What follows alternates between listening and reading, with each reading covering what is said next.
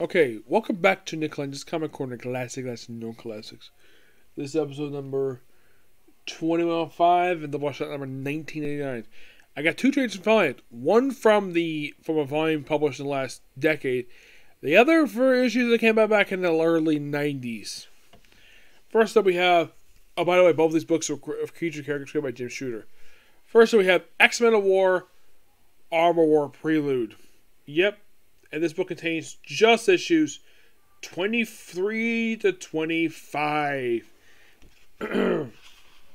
Most of these issues, it's just a lot of build-up for the Armor Wars crossover. Yep. We have basically Arc dealing with this other alien creature. And mostly, like I said, it's just lots of build-up for Armor Wars crossover. That's really the whole point of this. It's Armor Wars pre-prologue. It's good. As for the 25th issue, it of course is a double-sided issue, which of course you have various stories like. Basically, you have, let's have a funny story. You have Manowar with Shadowman. Yeah, two characters who are creations of Jim Shooter. That was basically back in 24. 25, I believe this is from look. I think that's Brian Hitch's artwork. Let me check about that because this one has a few different art signs. Let's see. 25.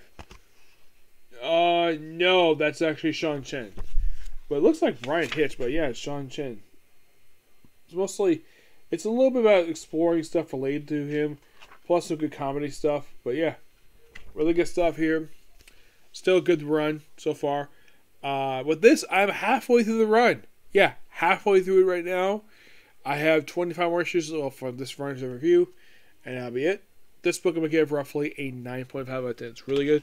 And here's a strange thing about this book that I have frequently brought up. Yeah, book is story of Vanity, artwork by, I gotta mention this too, Diego Bernard. Yep. Now, this is by far, still to date, in the current Valiant era, this is the longest book Valiant ever published. Yeah, the longest one. Because right now at this point in time, basically, normally see a wrap-up for some series.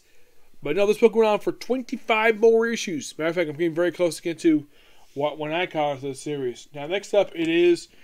this is, of course, Valiant Masters Shadowman Volume 1. This contains the first 7 issues plus issue 0 of Shadowman. Now, of course, this is a Jim Shooter character.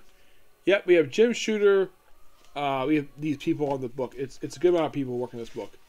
We have Jim Shooter, obviously, who does some writing in here. Let's see if we can find the actual page. We also have Steve Eckelhart, Dave Lapham, Bob Hall, and the late Steve Ditko. Yep. Now, Jim Shooter would do the opening 2 issues of the series. Issue 3, 5. Let's see. He did the first 2, 4, 5. And 6. And that's all Shooter ever did. Well, the issues published here.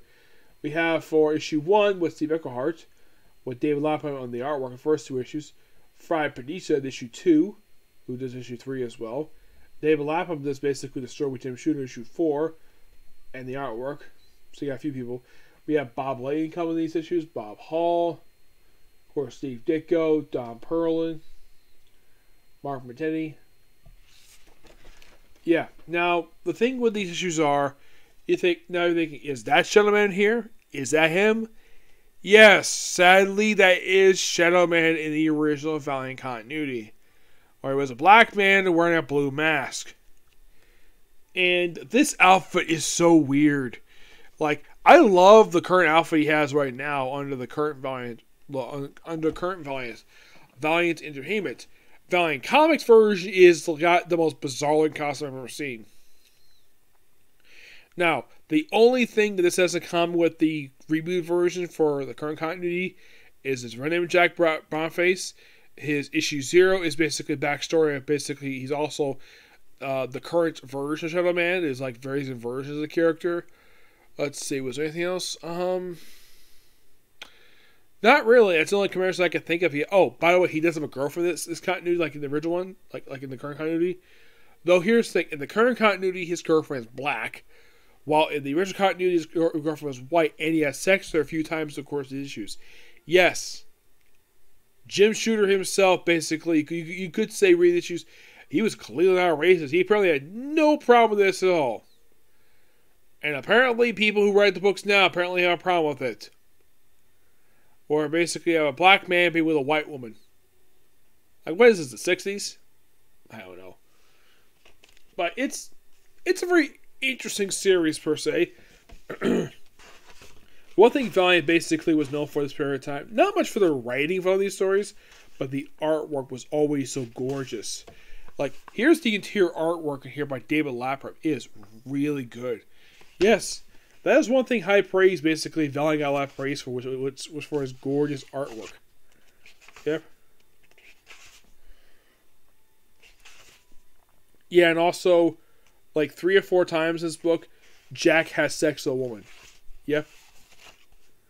Now, I do not understand what is the purpose of, now, I get in book, basically, he wearing a mask, basically, because he has identity. Fine. But the mask looks so silly on him. I mean, look at the outfit. He reminds me of the Manhunter. I'm not kidding about it. It's like basically like a supernatural version of Manhunter from DC Comics. I don't know if Jim Shooter basically got the idea from Manhunter, but the mask looks so similar to that. Or hey, it could be a mask, except the mask was gold, it was metal. This looks like it was not metal per se, just a very special material that he wears. Now, is there any supernatural stuff in here per se, like in the current continuity? Not much.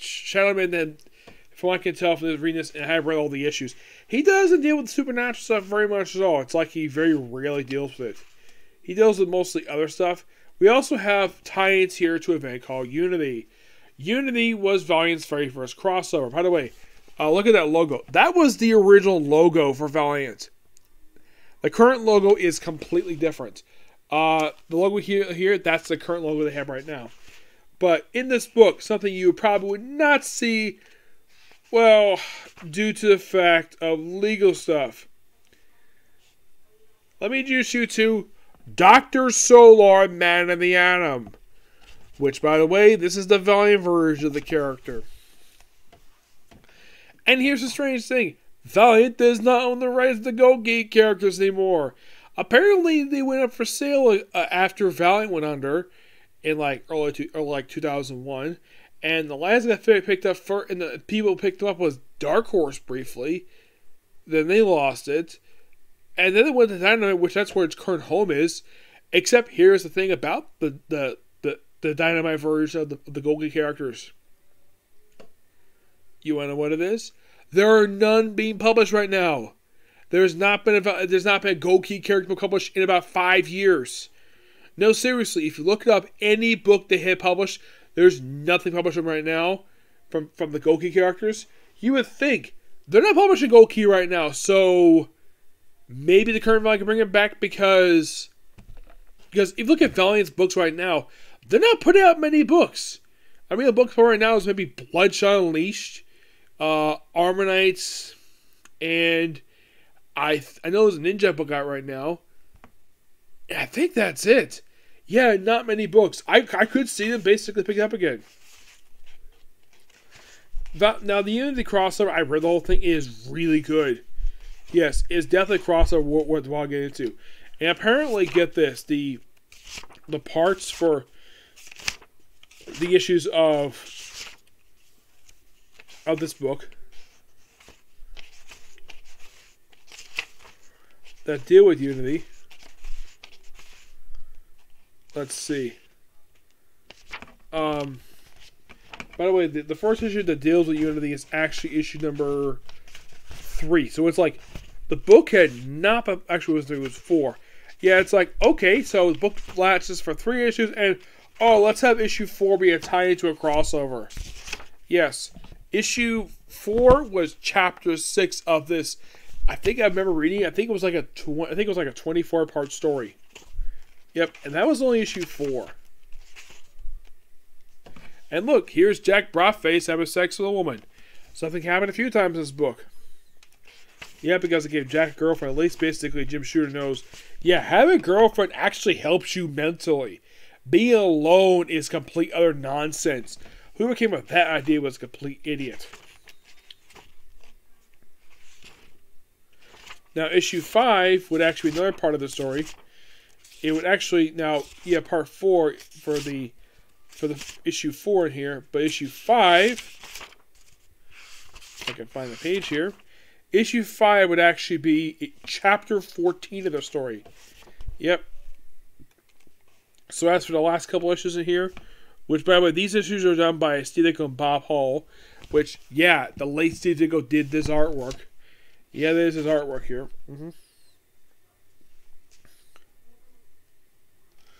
So apparently these issues just deals with the Asbath Unity.